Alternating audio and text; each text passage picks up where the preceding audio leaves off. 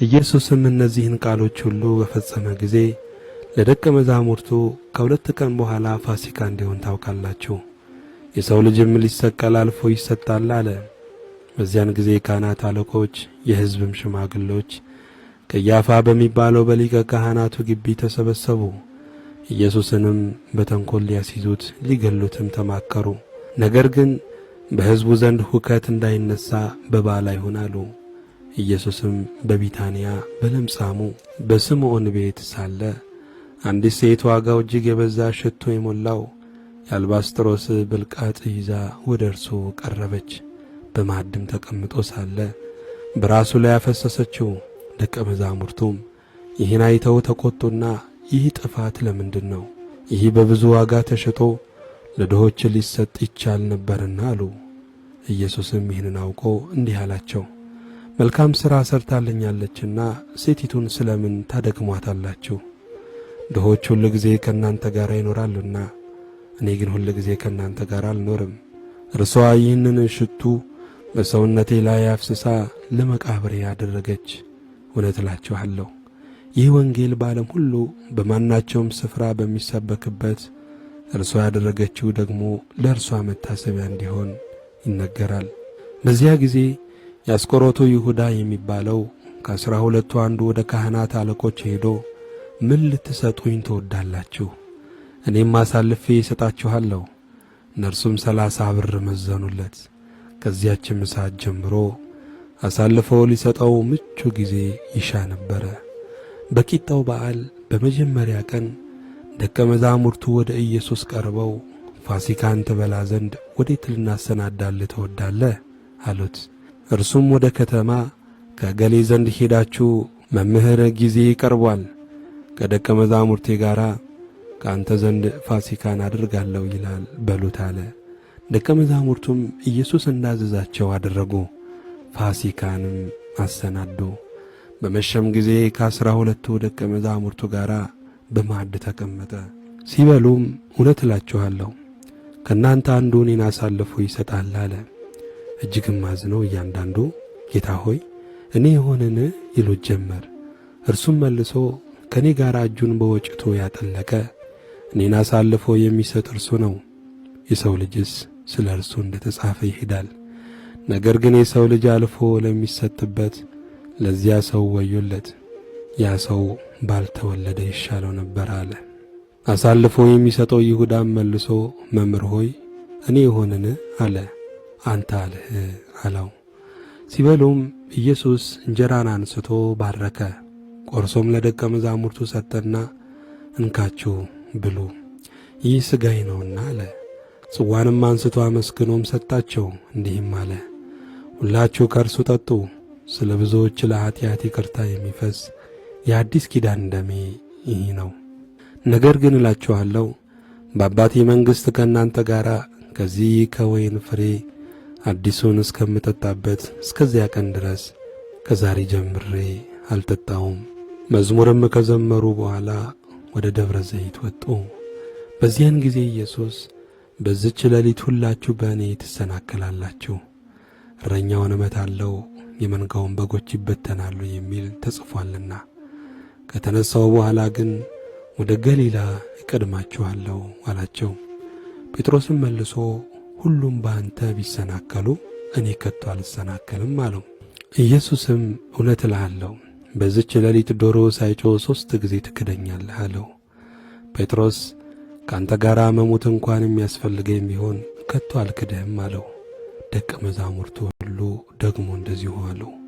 በዚያን ጊዜ ኢየሱስ ከእነርሱ ጋር ጌቴሴማኒ ወደምትባል ስፍራ መጣ። ደቀ መዛሙርቱንም ወዲያ ሄጄ ስጸልይ ሳለ በዚህ ተቀመጡ አላቸው። ጴጥሮስንም ሁለቱንም የዘብዴዎስ ልጆች ወስዶ ሊያዝን ሊተክዝ ጀመረ። ነፍሴ እስከ ሞት ድረስ እጅግ አዘነች፣ በዚህ ቆዩ፣ ከኔም ጋር ትጉ አላቸው። ጥቂትም ወደፊት እልፍ ብሎ በፊቱ ወደቀና ሲጸልይ አባቴ ቢቻልስ ይህቺ ጽዋ ከኔ ትለፍ፣ ነገር ግን አንተ እንደምትወድ ይሁን እንጂ እኔ እንደምወድ አይሁን አለ። ወደ ደቀ መዛሙርቱም መጣ።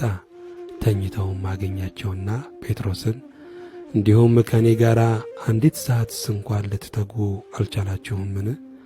ወደ ፈተና እንዳትገቡ ትጉና ጸልዩ። መንፈስስ ተዘጋጅታለች፣ ሥጋ ግን ደካማ ነው አለው። ደግሞ ሁለተኛ ሄዶ ጸለየና አባቴ ይህች ጽዋ ሳልጠጣት ታልፍ ዘንድ የማይቻል እንደሆነ ፈቃድህ ትሁን አለ። ደግሞም መጥቶ ዓይኖቻቸው በእንቅልፍ ከብደው ነበርና ተኝተው አገኛቸው። ደግሞም ትቷቸው ሄደ። ሦስተኛም ያንኑ ቃል ደግሞ ጸለየ። ከዚያ ወዲያ ወደ ደቀ መዛሙርቱ መጥቶ እንግዲህ ስተኙ ረፉም፣ እነሆ ሰዓቲቱ ቀርባለች፣ የሰው ልጅም በኀጢአተኞች እጅ አልፎ ይሰጣል።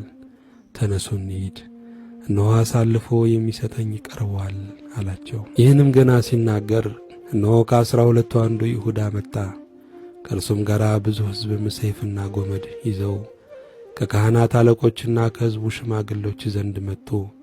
አሳልፎ የሚሰጠውም የምስመው እርሱ ነው፣ ያዙት ብሎ ምልክት ሰጥቷቸው ነበረ። ወዲያውም ወደ ኢየሱስ ቀረበና መምህር ሆይ ሰላም ላንተ ይሁን ብሎ ሳመው። ኢየሱስም ወዳጄ ሆይ ለምን ነገር መጣህ አለው።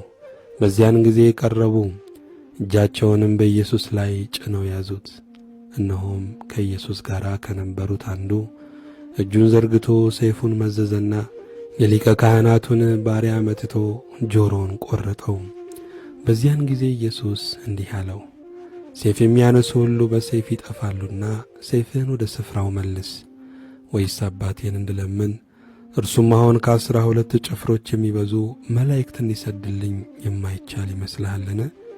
እንዲህ ከሆነስ እንደዚህ ሊሆን ይገባል የሚሉ መጻሕፍት እንዴት ይፈጸማሉ? በዚያን ሰዓት ኢየሱስ ለሕዝቡ ወንበዴን እንደምትይዙ ሰይፍና ጎመድ ይዛችሁ ልትይዙኝ ወጣችሁን? በመቅደስ ዕለት ዕለት እያስተማርሁ ከእናንተ ጋር ስቀመጥ ሳለሁ አልያዛችሁኝም። ነገር ግን ይህ ሁሉ የሆነ የነቢያት መጽሐፍ ይፈጸሙ ዘንድ ነው አለ። በዚያን ጊዜ ደቀ መዛሙርቱ ሁሉ ትተውት ሸሹ። ኢየሱስን የያዙትም ጻፎችና ሽማግሎች ወደ ተከማቹበት ወደ ሊቀ ካህናቱ ወደ ቀያፋ ወሰዱት። ጴጥሮስ ግን እስከ ሊቀ ካህናቱ ግቢ ድረስ ሩቅ ሆኖ ተከተለው። የነገሩንም ፍጻሜ ያይ ዘንድ ወደ ውስጥም ገብቶ ከሎሌዎቹ ጋር ተቀመጠ። የካህናት አለቆችና ሽማግሎች ሸንጎም ሁሉ እንዲገድሉት በኢየሱስ ላይ የሐሰት ምስክር ይፈልጉ ነበር፣ አላገኙም። ብዙም የሐሰት ምስክሮች ምንም ቢቀርቡ አላገኙም። በኋላም ሁለቱ ቀርበው ይህ ሰው የእግዚአብሔርን ቤተ መቅደስ አፍርሼ በ3 ቀን ልሠራው እችላለሁ ብሏል አሉ። ሊቀ ካህናቱም ተነስቶ እነዚህ በሚመሰክሩብህ አንድስ እንኳን አትመልስምን አለው። ኢየሱስ ግን ዝም አለ። ሊቀ ካህናቱም አንተ የእግዚአብሔር ልጅ ክርስቶስ የሆንህ እንደሆነ እንድትነግረን በሕያው እግዚአብሔር አምልሃለሁ አለው። ኢየሱስም አንተ አልህ፣ ነገር ግን እላችኋለሁ ከእንግዲህ ወዲህ የሰው ልጅ በኃይል ቀኝ ሲቀመጥ በሰማይም ደመና ሲመጣ ታያላችሁ አለው። በዚያን ጊዜ ሊቀ ካህናቱ ልብሱን ቀዶ ተሳድቧል። እንግዲህ ወዲህ ምስክሮች ስለምን ያስፈልገናል? እነሆ ስድቡን አሁን ሰምታችኋል፣ ምን ይመስላችኋል አለ። እነርሱም ሞት ይገባዋል ብለው መለሱ።